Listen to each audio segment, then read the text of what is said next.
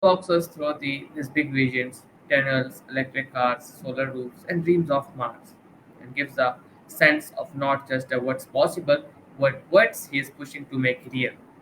Elon begins by addressing one of the biggest annoyances for many people, traffic. In particular, he talks about the Los Angeles where some communities take forever and waste huge amounts of time. And his idea through the boarding company is to build a 3D network of tunnels underneath the city to ease congestion. He visualized uh, cars driving underground on electric skates within and out portals squeezed to take up just the space of a couple of parking spots. And in those tunnels, car might have moved at speed like 200 km, about 130 miles per kilometer, cutting travel's time stack. For example, he says a drive from Westwood to LAX would drop down to 5 or 6 minutes using these tunnels.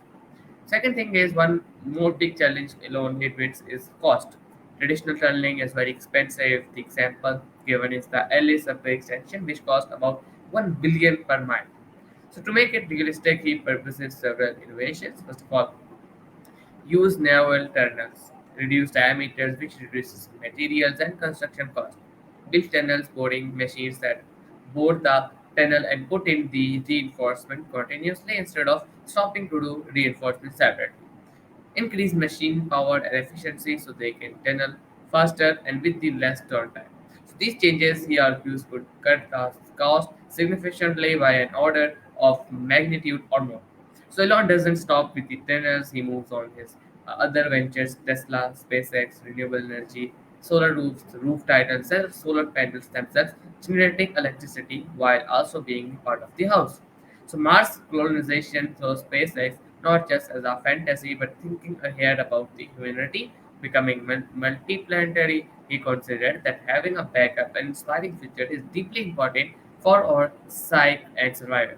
So what I found most compelling about the talk is how Elon blends the practical with the visionary, and he isn't just talking about the ideas; he was talking about making them work.